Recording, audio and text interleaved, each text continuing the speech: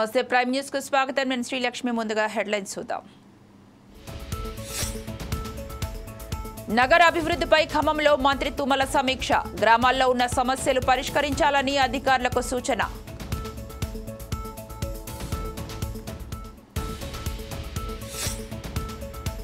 BRS కు మరో big shock. Congress లోకి చేరిన ఎమ్మెల్యే అరికెపూడి గాంధీ.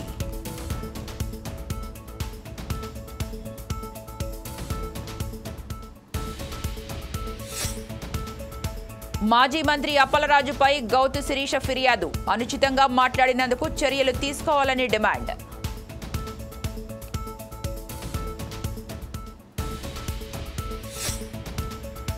ప్రజల సేవ కోసం ఎల్లప్పుడూ అందుబాటులో ఉంటాం. అక్రమాలకు పాల్పడేవారు మానుకోవాలన్న ఎస్పీ.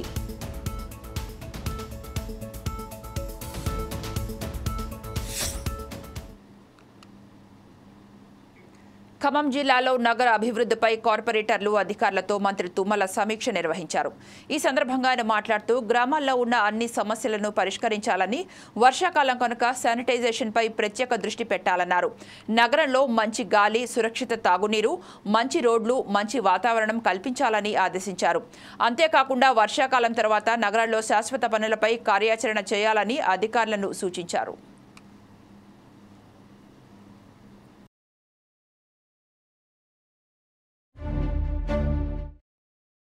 మనకి వెంటనే పార్లమెంట్ ఎన్నికలు, మళ్ళీ మండల ఎన్నికలు, ఎలక్షన్ కోడ్ ఉండటం వలన మీతోటి ఎక్కువ మనం అధికారులు పిలిచి రివ్యూ చేసుకోలేకపోయాం. ఒకళ్ళిద్దరు ప్రధానంగా ఏం చేయాలి, మీరు గత 5 సంవత్సరాలు ఏం చేశారు, గత 2-3 సంవత్సరాలు ఏం చేశారు, ఇప్పుడు పరిస్థితి ఏంటి, ఇప్పుడు మనం ఏం చేయాలి, మీ ద్వారా తెలుసుకొని అధికారులు చేసేదానికి కూడా మనం పరిష్కారం చేసుకుంటే మంచిది అనేది నా ఉద్దేశం. కానీ అందరం ఒక టీముగా ఖమ్మం పట్టణాన్ని నాకు అవకాశం ఉన్న కాడికి నేను చేసుకుంటూ వచ్చా. కానీ శానిటేషన్లో నాకు అంత సంతృప్తికి లేదు. అందుకని దయచేసి వర్షాకాలం కాబట్టి మళ్ళీ రేపు ఖమ్మంలో, ఇప్పుడు ఎక్కడ ఆంధ్రాలో కూడా డయేరియా, డెంగ్యూ అనుకుంటూ వస్తున్నారు. అటువంటి పరిస్థితులు రావద్దు. కాబట్టి మీరు కూడా కొద్దిగా శ్రద్ధ తీసుకోవాలి. ఈ అన్నిట్లు అవటానికి కూడా మనమే కారణం. మీరు ఒక టర్ము, నేను ఒక టర్ము, ఇంకొకటి ఒక టర్ము, మొత్తానికి మనమే కదా. ఆ డ్రైన్ల మీద మెట్లు కట్టించేది, ఆ డ్రైన్ల మీద స్లాప్లు వేసేది, రోడ్లన్నింటిని ఆక్రమించుకునేది మీ కళ్ళ ముందే జరుగుతున్నాయి కదా. ఆ డ్రైన్లలో కొబ్బరికాయలు వేసేది, ఆ డ్రైన్లలో ప్లాస్టిక్ వేసేది. అందుకనే కదా గోళ్లపాడు ఛానల్ చూసి నాకు కడుపు తరుక్కుపోయి శాంక్షన్ చేసి ముఖ్యమంత్రిని తీసుకొచ్చి. అది ఎంతవరకు అయింది? అది పూర్తి కాకపోతే మళ్ళీ ఈ వర్షాకాలంలో మళ్ళీ ఇబ్బంది. మీరు అంత ఖర్చు పెట్టినా కూడా ఎక్కడ ఒక బాటిల్ ఎక్కున్నా కూడా మళ్ళీ అది ఫ్లోకి అడ్డం పడుద్ది. డ్రైన్ కానీ ఏదైనా సరే మొదటి నుంచి చివరి దాకా క్లియర్గా ఉండాలి. ఆ డిశ్చార్జ్కి సంబంధించి ఎక్కడ అబ్స్ట్రక్షన్ ఉన్నా కూడా మనం చేసిన పని అంతా ఉపయోగం ఉండదు. కాబట్టి దయచేసి కార్పొరేటర్లందరూ మనసు పెట్టి ఈ రోజు నుంచి మీరు ఏదున్నా కూడా కమిషనర్ గారి దృష్టికి, అసిస్టెంట్ కమిషనర్ గారి దృష్టికి, ఇంజనీరింగ్ అయితే రంజిత్, రేపు నేను మళ్ళీ పనులు చూసేటప్పుడు ఎక్కడ తప్పున్నా కూడా ఇంజనీరింగ్ డిపార్ట్మెంట్ కూడా కొద్దిగా జాగ్రత్తగా ఉంటే మంచిది. ఖమ్మం జిల్లా తల్లాడలో వైద్యుల నిర్లక్ష్యంతో పసికందు మృతి చెందిన ఘటన చోటు చేసుకుంది. మల్లవరం గ్రామానికి చెందిన దడిపల్లి లావణ్యను పురిటి నొప్పులు రావడంతో ప్రభుత్వ ఆసుపత్రికి తీసుకొచ్చారు. భర్త అశోక్, స్టాఫ్ నర్స్ కళావతి చెప్పగా ఆమె నిర్లక్ష్యం వహిస్తూ తన సెల్ ఫోన్లో రీల్స్ చూస్తూ కాలం గడిపారని బంధువులు ఆరోపిస్తున్నారు. వైద్యుడి సీట్లో స్టాఫ్ నర్స్ కొడుకు కూర్చున్నాడు. పల్లె దవాఖానాలో విధులు నిర్వహిస్తున్న వైద్యుడు గోపి డెలివరీ చేయడానికి వచ్చాడు. ఇరువురు డెలివరీ చేస్తున్న సమయంలో శిశువు మృతి చెందాడు. పల్స్ రేట్ తగ్గి క్రిటికల్గా మారడంతో ఖమ్మం ప్రభుత్వ ఆసుపత్రికి వెళ్లాలని సూచించారు. స్థానిక 108 అంబులెన్స్ కు ఫోన్ చేయగా అంబులెన్స్ డ్రైవర్ సహకరించలేదు. చేసేది లేక ప్రైవేట్ వెహికల్లో లావణ్యను తరలించి ఖమ్మం ప్రైవేట్ హాస్పిటల్లో చికిత్స చేయిస్తున్నారు. విధుల పట్ల నిర్లక్ష్యంగా వ్యవహరించిన స్టాఫ్ నర్సుపై శాఖాపరమైన చర్యలు తీసుకుంటామని ఉన్నతాధికారులకు నివేదిక పంపించామని డాక్టర్ మనోహర్ తెలిపారు.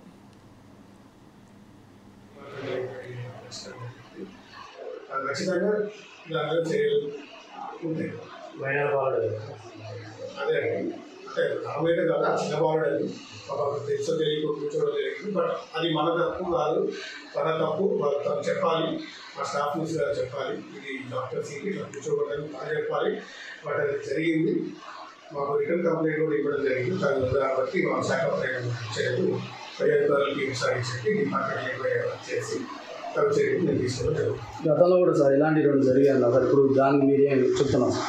ఇలాంటి ఇద్దరు చనిపోవడం జరిగింది ఇక్కడ అదే మన హాస్పిటల్లో. నేనున్నప్పుడైతే ఎవరు జరగలేదండి. ఏమో స్టాఫ్ నర్స్ వల్ల చనిపోయారు. ఒకటే అండి, ఏ స్టాఫ్ నర్స్ అయినా ఏ డాక్టర్ అయినా కానీ ఎవరైనా కానీ మనం పేషెంట్స్ని మనం రిస్క్ చేసేది పేషెంట్స్ తగ్గించడానికి ట్రై చేస్తాము. కొన్ని అనుకోని సంఘటనలు కొన్ని జరుగుతుంటాయి. ఇట్లా పేషెంట్స్ సాగించుకోవడం, లేకపోతే బ్రేక్ మధ్యలో వేసుకొని ఉండటం వల్ల కొంచెం వాళ్ళకి ఊపిరి ఆడకపోవడం. ఎందుకంటే స్కాన్ రిపోర్ట్స్ కరెక్ట్గా 9th monthలో నుంచి 9th month తర్వాత స్కాన్స్ తీయించుకోవాలి. కొంతమంది ఆర్థిక పరిస్థితి బాగాలేదు, కొంతమంది స్కాన్ తీయించుకోవాలి. కానీ మనకి ఇది ఒక బేబీ పేరు మెడలో ఉండటం, లేదా బేబీ మనీ తక్కువ ఉండటం, బేబీ మనీ ఎక్కువ ఉండటం అది మనం తెలుసుకోలేకపోవడం వల్ల మానవ ప్రయత్నంగా మనం చేయడం జరుగుతుంది. అట్లా ఆ టైంలో కొన్ని ఇబ్బందులు లోటుపాట్లు రావడం జరుగుతుంది. కానీ 100% అయితే మనం కరెక్ట్గా చేస్తాం డెలివరీస్. వాటి తల్లాడ పీరియడ్స్లో దాదాపు ఎప్పుడు మంచిగా డెలివరీస్ అయితే ఈ నెలలో ఈ 10 రోజుల్లో 2 డెలివరీలు చేసాం. ఈ 2 డెలివరీలు జరిగాయి, మంచిగా జరిగాయి. అది కూడా ఏంటి, ఇది G2 అంటే రెండో కాన్పు వాళ్ళు కిందనే డెలివరీ అవుతాం. మేము ఈ 2 కేసులు పోయిన 2 కేసులు కూడా మన ప్రైమరీ G2 ఒకటి ప్రైమరీ అంటే మినిమం 12 నుంచి 16 గంటలు పడుతుంది డెలివరీ.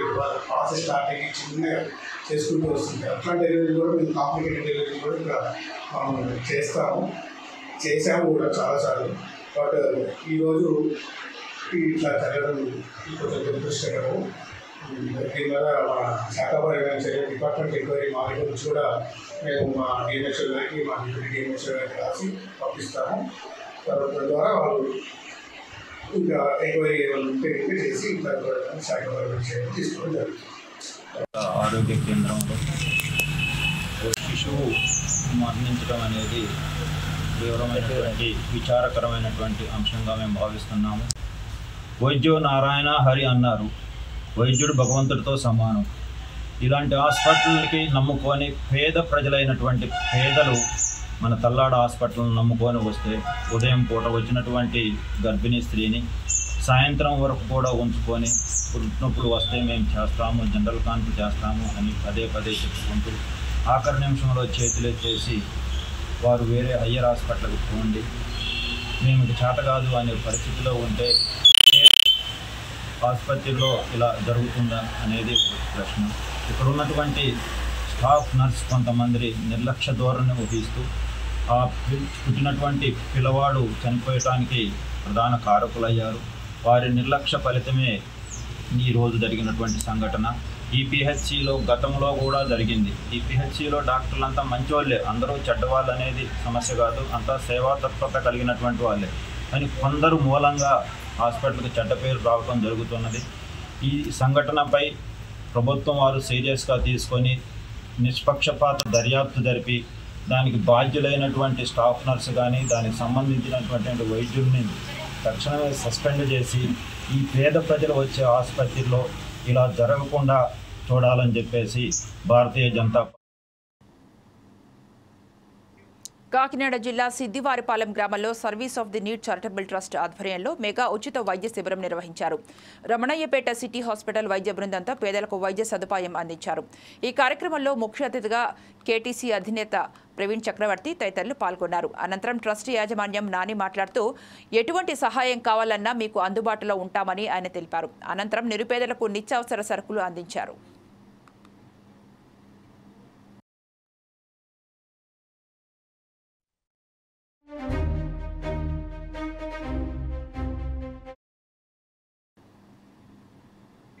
ఖమ్మం జిల్లాలో జోస్ అలికాస్ ఆభరణాల షాపింగ్ మాల్ను ప్రముఖ సినీ నటి సంయుక్త మీనన్ ప్రారంభించారు. అనంతరం అభిమానుల మధ్య సందడి చేశారు. అనంతరం ఆమె మాట్లాడుతూ షోరూంను ప్రారంభించడం సంతోషంగా ఉందని, తను చేసే ప్రతి ఒక్క సినిమాను ఆదరిస్తున్న తమ అభిమానులకు ప్రత్యేక ధన్యవాదాలు తెలియజేశారు.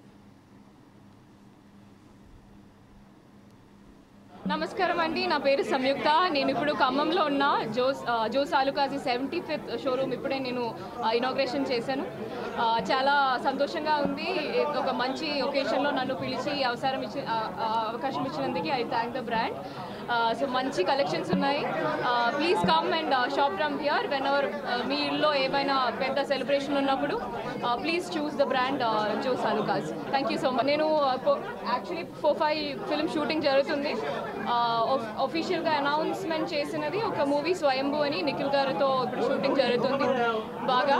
And we were shooting in Rajahmundry అనమాట, ఫారెస్ట్లో. తర్వాత నేను శర్వానంద్ గారితో ఒక మూవీ చేస్తున్నాము, డెబ్యూయింగ్ ఇన్ బాలీవుడ్ అండి. సో హిందూలు కూడా దట్ షూటింగ్ జరుగుతుంది. దెన్ ఒక బెల్లంకొండ శ్రీనివాస్తో ఒక మూవీ చేస్తున్నాం, అది ఈ వర్షం ఎండ్లో. శ్రీ సత్యసాయి జిల్లా ధర్మవరం పట్టణంలో సిఐటియు ఆధ్వర్యంలో అంగన్వాడీ వర్కర్స్కి అవగాహన సదస్సు నిర్వహించారు. ఈ కార్యక్రమానికి ముఖ్య అతిథిగా శ్రీ సత్యసాయి జిల్లా anganwadi workers and helpers union ప్రధాన కార్యదర్శి శ్రీదేవి హాజరయ్యారు. అంగన్వాడీలకు మళ్లీ పీఎఫ్ యాప్ ఇచ్చారని, 2 కేజీల ఫోన్ల వల్ల సరిగ్గా పనిచేయడం లేదని ప్రభుత్వంలో ఉన్నాయని ఆయన గుర్తించారు. అలానే పిల్లలకి ఇచ్చే ఆహారానికి ఉపయోగించే సరుకుల విషయంలో ఉన్న ఇబ్బందులను తొలగించాలని, ఇప్పటికైనా అంగన్వాడీ సమస్యలు తీర్చాలన్నారు. మళ్ళీ ఫేస్ యాప్ అనేది మళ్ళీ ఈ నెలలో ప్రారంభమైంది. మనం ఎంతైనా పని చేస్తాం, కానీ మాకు ఇచ్చిన ఫోన్లు గత ప్రభుత్వంలో 2G ఫోన్లు ఇచ్చారు. అవి సమయానికి సరిగ్గా పనిచేయడం లేదు. అవి నెట్వర్క్ లేని చోట్లయితే చాలా ఇబ్బందులు పడుతున్నాము. అలాగే ఏదైనా వైఫై కనెక్ట్ చేసుకుంటే మాత్రమే మనం పని చేస్తున్నాం, కానీ లేని చోట్ల పనిచేయడం చాలా కష్టంగా ఉంది. అలాగే ఈ ఫేస్ యాప్ అనేది గర్భవతులు, బాలింతలు, కొంతమంది బెడ్ రెస్ట్లో ఉంటారు, సిజరిన్ అయిండే వాళ్ళు హాస్పిటల్లో ఉంటారు, అలాగే హెల్త్ బాగలేక వేరే చోటుకు పోయిండే వాళ్ళు ఉంటారు. ఇలాంటి వాళ్ళందరివి ఈ ఫేస్ యాప్ అనేది కొద్దిగా అందరినీ ఫోటో తీసుకోవాలంటే ఇబ్బంది పడుతున్నాం. కాబట్టి మనకి ఏదైనా ఒక యాప్ అన్నీ కలిసి ఒక యాప్ జూన్లో వస్తుంది అని చెప్పారు. ఇప్పటి వరకు రాలేదు. మళ్ళీ అది ఫేస్ యాపే రావడం జరిగింది. మేమైతే పని ఎంతైనా చేస్తాం, కానీ మనకు ఫోన్లు సరిగ్గా పనిచేయడం వలన ఇబ్బంది పడుతున్నాము. అలాగే సరైన మనకు నెట్వర్క్ ఉన్న చోట ఏదైతే నెట్వర్క్ పనిచేస్తుందో అదే సిమ్లు కొనసాగించాలని కూడా తెలియజేస్తున్నాము. గత ప్రభుత్వంలో కొన్ని పెండింగ్ బిల్స్ ఉన్నాయి. సిబి ఈవెంట్స్ అయితేనేమి 5 ఏళ్ళ నుంచి టీఏ బిల్స్ లేవు. మనకు ఈ 5 ఏళ్ళ నుంచి ఉండే టీఏ బిల్స్ అవి కూడా రావాలి.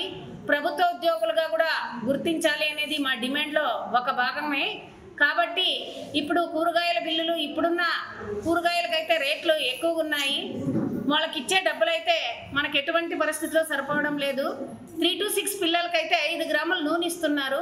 ఆ 5 గ్రాముల నూనె మేము ఎలా తిరుగుబాతేసి వంట చేయాలనో అర్థం కావడం లేదు. అది చాలా 5 ఏళ్లలో చాలా సతమతం అవుతూనే ఉన్నాము. ఇప్పటికైనా ఖమ్మం జిల్లా సత్తుపల్లిలో 1 క్యాడెట్ 1 ప్లాంట్ అనే నినాదంతో జేవీఆర్ కళాశాల ఎన్సీసీ క్యాడెట్స్ వనమహోత్సవం చేపట్టారు. ఎన్సీసీ విద్యార్థులతో ఎన్సీసీ కేర్ టేకర్ రవికుమార్ ప్రజలకు మొక్కలు పంపిణీ చేయించారు. అనంతరం ఆయన మాట్లాడుతూ ప్రాణవాయువు అందిస్తున్న మొక్కలను సంరక్షించాలని సూచించారు.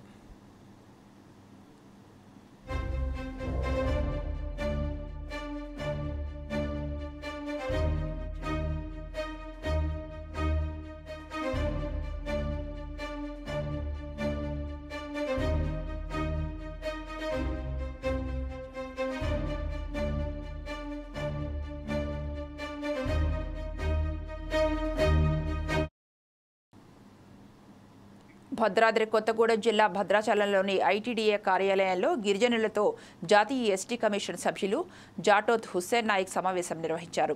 గిరిజనులంతా ఈరోజు వారి హక్కులు తెలియక అనేక సమస్యలు ఎదుర్కొంటున్నారని, ప్రతి ఒక్కరూ గిరిజన హక్కులపై అవగాహన కలిగి ఉండాలని తెలిపారు. అనంతరం ఆదివాసీ కొండరెడ్ల సంఘం కొండరెడ్ల సమస్యలను వివరించగా వాటిని త్వరలోనే పరిష్కరిస్తామని హామీ ఇచ్చారు.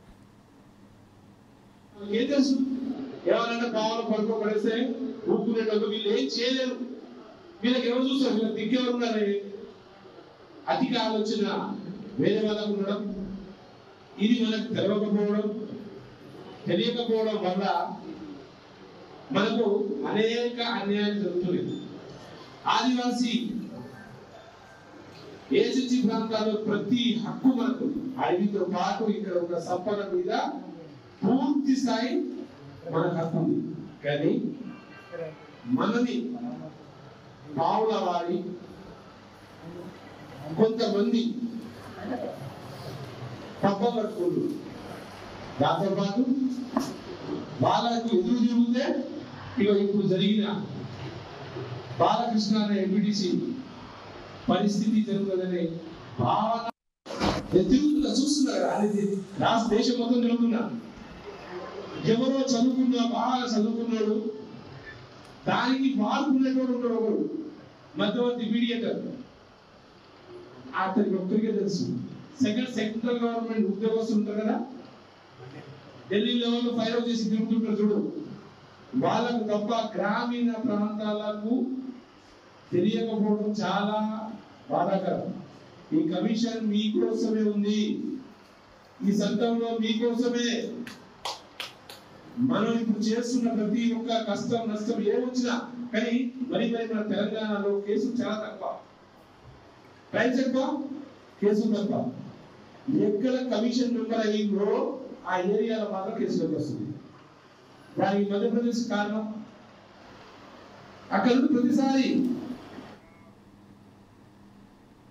కేంద్ర ప్రభుత్వం జూలై 1 నుంచి దేశంలో కొత్త నేర చట్టాలను అమల్లోకి తీసుకొచ్చింది. ఈ సందర్భంగా ప్రొఫెసర్ మురళీకరణ న్యాయ చట్టాల సెమినార్లో మాట్లాడుతూ భారతీయ న్యాయ సంహిత, భారతీయ నాగరిక సంహిత, అభినయం అనే 3 నేర చట్టాలను ప్రవేశపెట్టింది. కాగా ఆ చట్టాలు ఒకవైపు కేంద్రం చెబుతూ నాటి బ్రిటిష్ చట్టాలను అదనపు కోరలు తొడిగి నూతనంగా తీసుకొచ్చినట్లుగా అర్థమవుతోందని ఆయన విమర్శించారు. సుప్రీంకోర్టు నిలిపివేసిన రాజద్రోహం చట్టాన్ని తిరిగి దేశద్రోహం పేరిట కేంద్రం తీసుకువచ్చిందని ఆరోపించారు.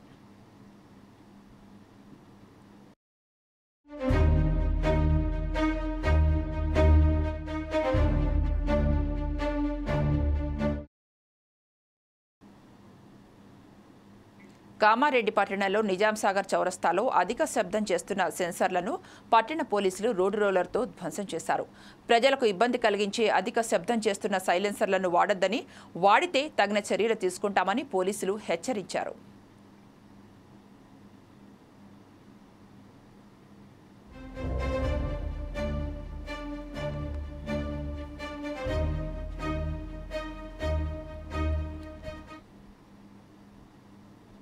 నెలలుగా విస్తృతంగా వాహనాల తనిఖీ నిర్వహించడం జరిగింది. సో ఈ వాహనాల తనిఖీలో భాగంగా సౌండ్ పొల్యూషన్ ఇస్తున్నటువంటి వాహనాలు, ముఖ్యంగా బుల్లెట్ లాంటి వాహనాలతో ఎక్కువ శబ్దాన్ని చేసుకుంటూ ప్రజలకి ఇబ్బంది కలిగిస్తున్నటువంటి వాహనాల మీద కూడా దృష్టి పెట్టడం జరిగింది.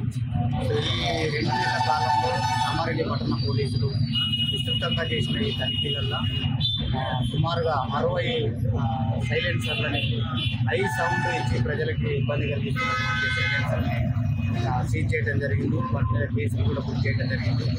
సో ఈ సైలెన్సర్లని ఈరోజు మన పట్టణ సిఐ చంద్రశేఖర్ రెడ్డి గారి ఆధ్వర్యంలో వీటిని డిస్మెంటల్ చేయడం జరిగింది.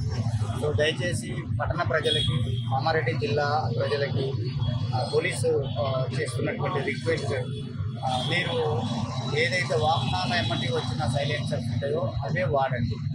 దాన్ని మాడిఫైడ్ సైలెన్సర్లు వాడితే దానివల్ల హెల్త్ మీద, ముఖ్యంగా ప్రజల హెల్త్ మీద ప్రభావం చూపించేటటువంటి అవకాశం ఉంటుంది. కనుక మీరు అటువంటి వాహనాలకి హై సౌండ్ ఇచ్చేటటువంటి సైలెన్సర్లు వాడితే మాత్రం తప్పకుండా దాని మీద కేసులు బుక్ చేస్తారు. దానికి సంబంధించినటువంటి చలనాలు కూడా వేయడం జరుగుతాయి. కాబట్టి దయచేసి వెహికల్లు ఏదైతే తయారైతున్నప్పుడు ఉన్న ఏదైతే పార్ట్స్ ఉన్నాయో అవి వరకే వాడాలి. మాడిఫైడ్ వాడడానికి వీలు లేదు, దానికి ఒక రూల్ ఉంటుంది. సో కనుక మీరు దయచేసి అటువంటి హై సౌండ్ ఇచ్చేటటువంటి సైలెన్సర్ పోవద్దని ప్రజలందరికీ ఇక ఇవి బులెటిన్ అప్డేట్స్ చూస్తూనే ఉండండి 4 Sides TV.